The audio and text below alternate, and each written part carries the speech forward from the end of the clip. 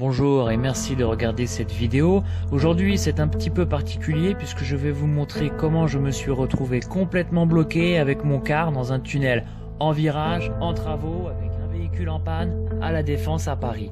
Donc c'est l'occasion de voir quelles sont les priorités dans cette situation et comment donc j'ai géré les choses pour m'en sortir sans accroc.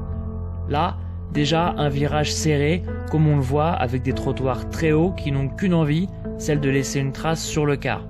Mais en surveillant bien sa manœuvre, en y allant doucement et en contrôlant partout, la manœuvre est faisable. D'ailleurs, je passe souvent par là avec ce car. Il faut surveiller le jumelage droit pour qu'il passe sans que l'enjoliveur frotte, en même temps que le coin gauche de mon bas de caisse avant. Est-ce que j'ai besoin d'allonger pour faciliter son passage? Je surveille avec mon antéviseur gauche, ça passe impeccable. L'enjoliveur, notamment ceux qui sont chromés, est une pièce souvent abîmée, on n'y fait pas attention, pourtant ça se voit tout de suite quand ils sont rayés et touchés. Et comme ils se déclipsent facilement, à la première touchette, on les perd en route assez fréquemment. Et rentrer au dépôt avec un enjoliveur en moins, ça se voit. Alors sur la gauche, je prends la direction du tunnel, je passe la barrière 4 mètres, impeccable, mon car fait 3,75 m. Ensuite, premier panneau de travaux, je ralentis. Dans ce tunnel, direction Courbevoie ou La Défense Centre, moi je veux la première, c'est-à-dire Courbevoie, qui partira sur la droite. Ensuite, panneau interdit au plus de 19 tonnes, ça passe, je fais 19 tonnes pile. Mais les panneaux jaunes se multiplient, alors je ralentis encore et je vérifie sur mon GPS que les alertes et le mode poids lourd soient bien activés. On voit le ralentissement à gauche, moi je cherche la direction de droite, donc je reste dans ma file. Encore un panneau jaune au loin, je ralentis pour pouvoir lire Courbevoie, avenue d'Alsace, suivre déviation. Ok, ça tilte pas à ce moment-là, mais s'ils avaient écrit déviation impossible au poids lourd, ça aurait pu m'alerter et j'aurais évité au moins d'entrer dans le tunnel pour vérifier à pied. Allez, avance rapide, là je vois les plots de droite à gauche qui neutralisent donc la voie de droite. Je vais essayer de m'insérer tant bien que mal dans ce bouchon de gauche. Voilà, panneau, interdiction de s'arrêter et de stationner, ok, ça double par la droite, scooter comme à leurs habitudes. Et là tout de suite au fond à gauche, on peut voir un véhicule arrêté, feu de détresse allumé, que les autres automobilistes contournent par la droite via une chicane. À mon avis, la chicane est trop serrée pour mon car. Je vais devoir m'arrêter et observer l'environnement pour savoir comment agir. Allez, point mort, frein de parc, témoin de frein de parc allumé. Je sors du véhicule sans la chasuble. Je précise que je suis à vide. Et immédiatement, je déplace les plots sans les gants que j'aurais dû prendre tellement tout ce matériel est sale. Cet automobiliste m'apprend que sa voiture est bloquée, que c'est une boîte auto et que la vitesse est enclenchée.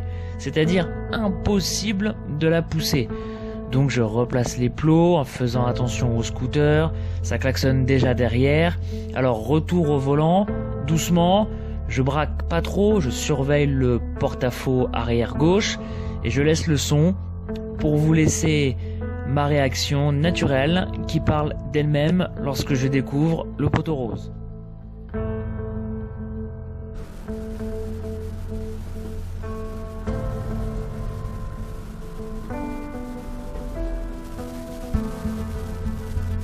Ah putain, c'est fermé! Mais non!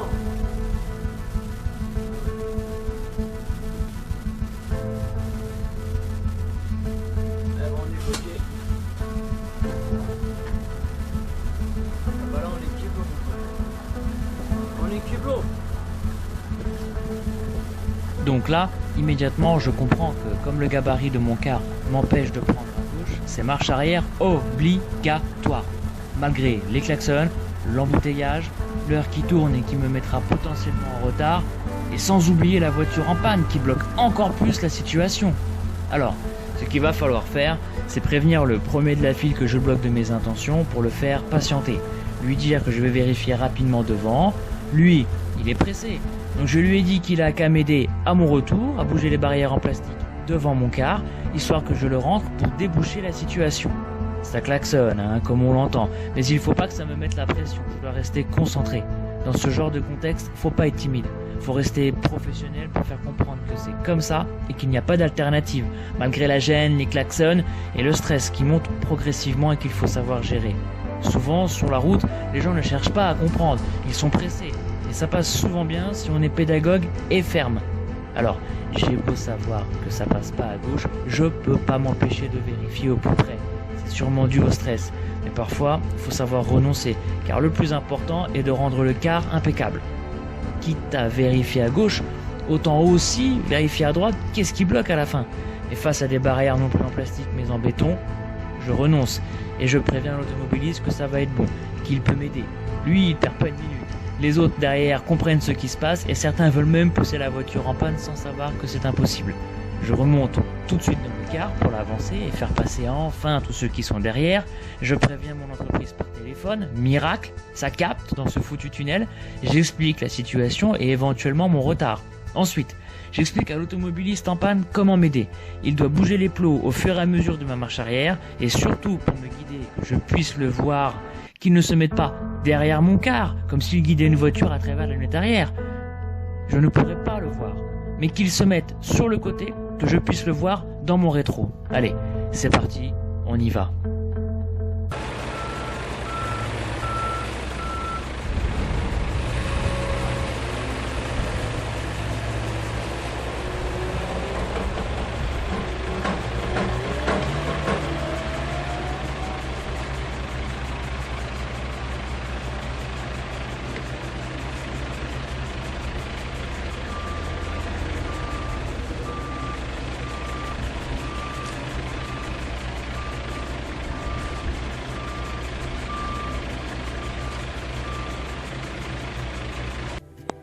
Voilà, enfin sorti du tunnel, mais pas encore sorti d'affaire.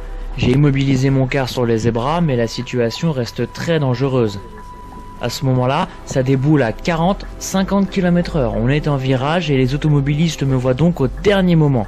Et s'il y a un choc, je suis en tort, car il faudra que j'explique pourquoi je me suis engagé dans le tunnel malgré les panneaux de déviation.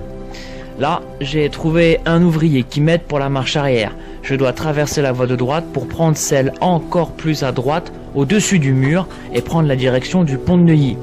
Une dernière vérification et on est bon. Plus qu'une file à traverser en marche arrière que l'ouvrier bloque pour moi, et on est enfin sorti d'affaire. Voilà, merci d'avoir suivi cette vidéo un petit peu particulière.